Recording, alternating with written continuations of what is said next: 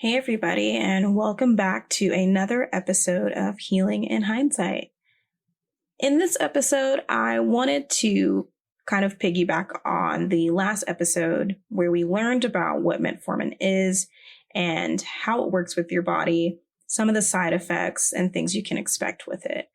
Something that I wanted to include in our learnings about metformin, since it's going to become a deeper rotation in your diabetic journey, is kind of some best and worst times to take it.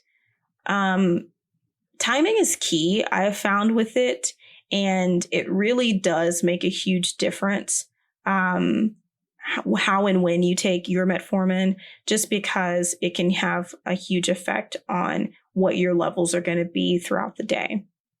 Now, of course, to be fair and just to be perfectly clear, I am not a doctor. So all of these things that I'm sharing are just my observation and experiences with it, as well as kind of a collection of thought from others. So please, please, please always go by your doctor's instructions first before you try or change anything with your medication routine. It is for your safety. And again, I am not a doctor, although Dr. Turner sounds really cool. I don't have the energy to go through that much school. So with that being said, let's jump into it.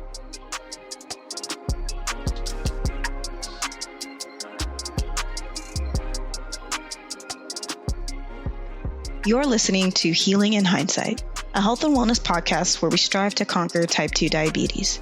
Hosted by me, Taylor Daniele. When I was first diagnosed, I didn't have a lot of people around my age who lived similar lifestyles to learn from.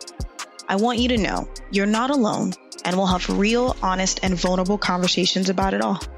Here, I share my struggles, tips, and more.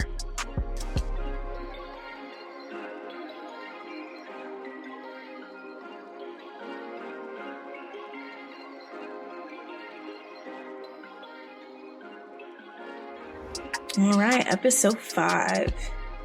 Down. Got it. Check. Cross it off the list. You've made it. Hey guys, what's up? Welcome to another episode of Healing in Hindsight. And for today, I want to talk about timing with metformin.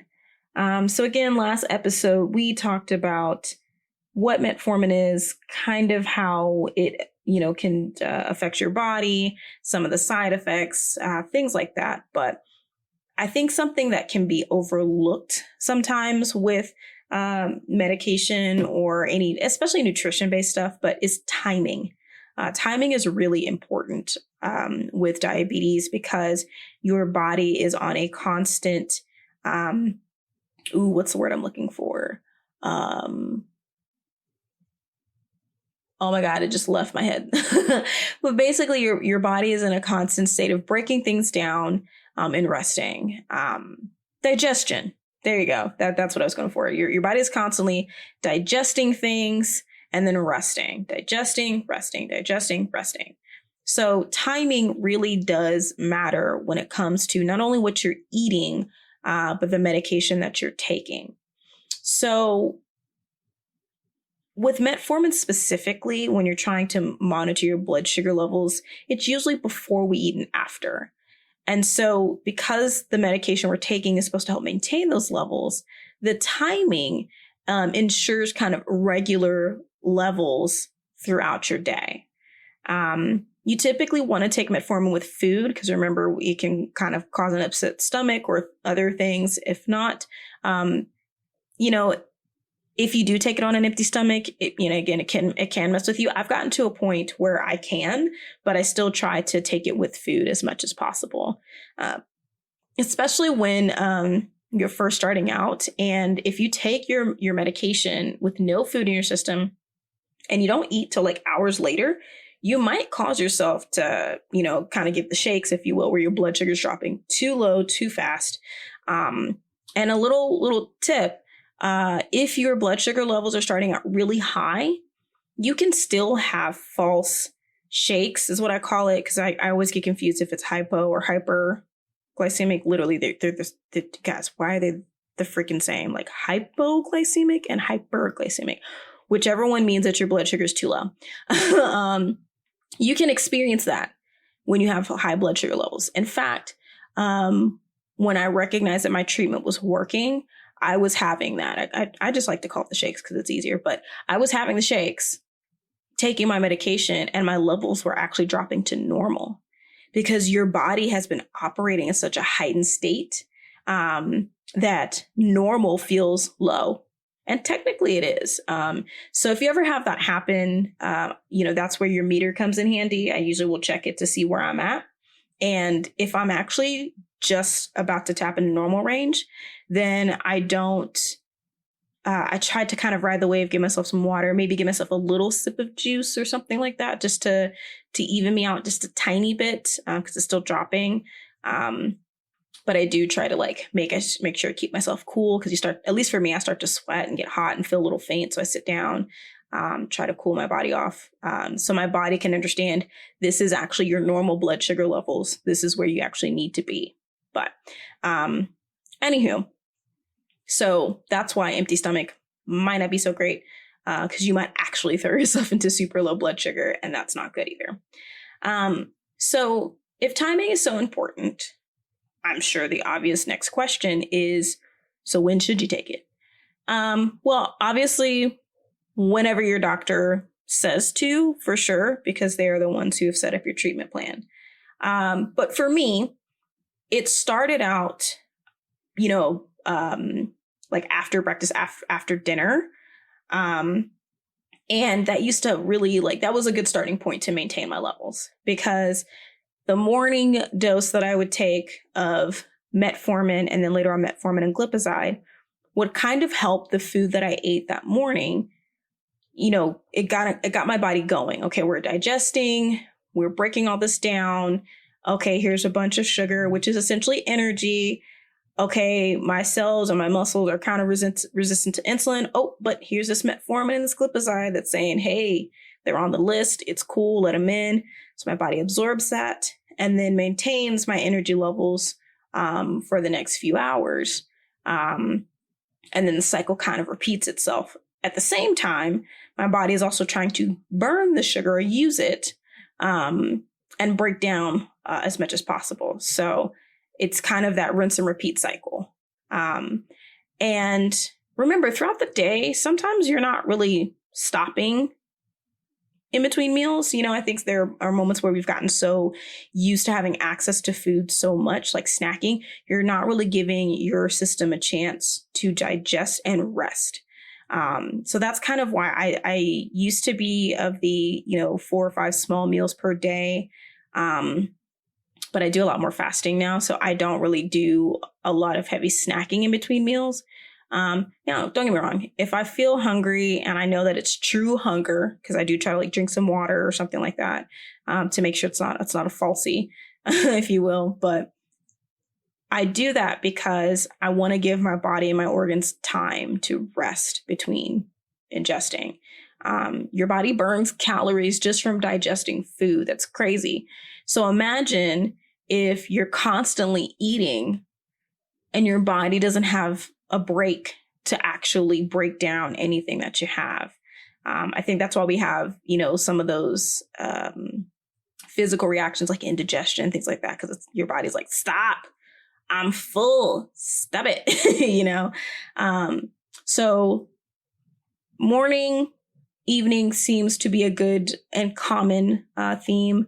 I have personally not dealt with taking metformin morning, midday, and evening. I think that would be a little bit too much. But it all depends. There might be somebody out there where your doctors prescribe that. But usually it's best because you have time to break down the food that you're consuming. So worst times to take it. Well, I guess just to say I would do, my regimen was morning, evenings. I am now just evenings, which kind of leads to worse times or ways to take it. I do feel like midday is not the best.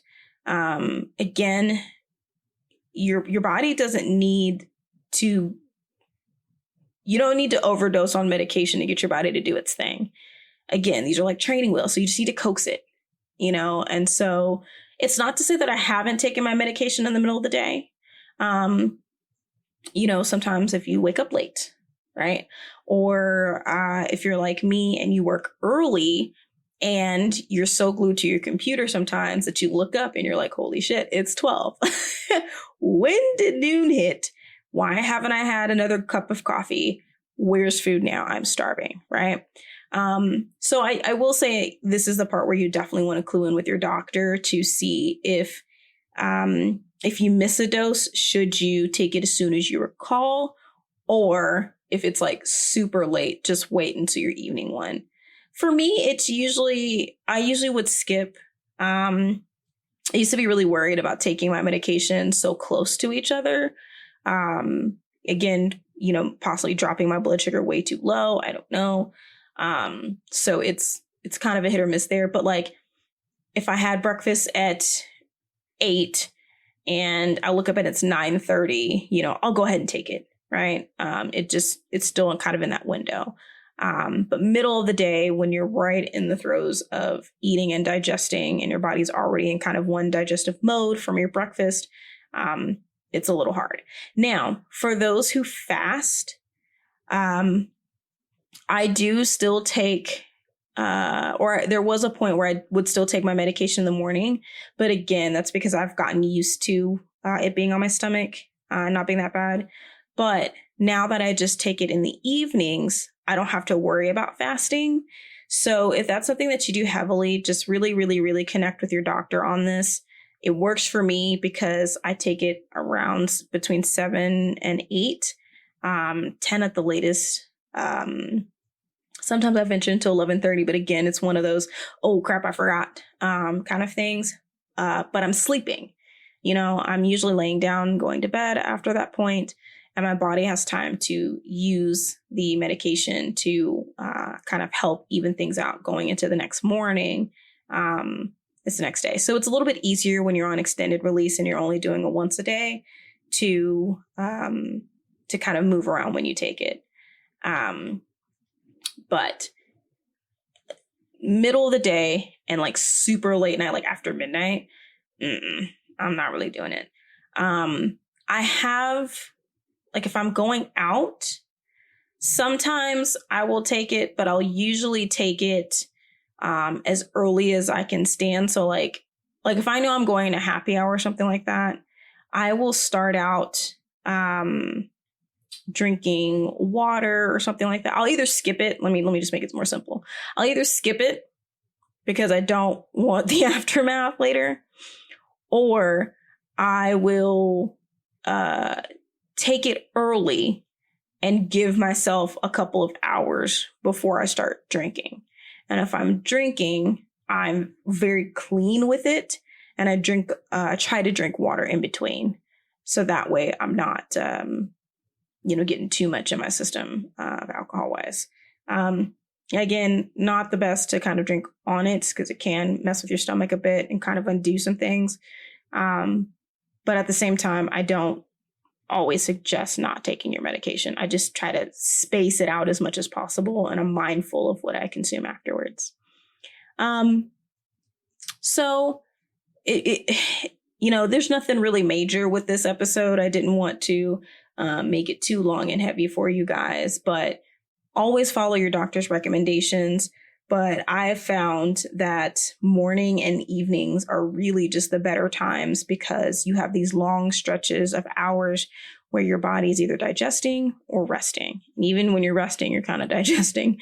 I rhymed. If only I could rap, y'all. I really wish I could rap.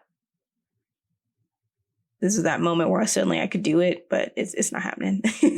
Anyways, so again, do what works for you based off your doctor's recommendations. But if you feel okay to kind of play around, I did at one point take my Combiglize and split it and did one in the morning and one in the evening. I didn't really see as much of a major difference. I did feel kind of better taking everything at night or in the evenings, but it definitely matters. I will say on evenings where I may have gotten caught up in something and I didn't take it till 10, 11 o'clock, I've noticed that my numbers have been slightly higher because my sleep window also was shorter.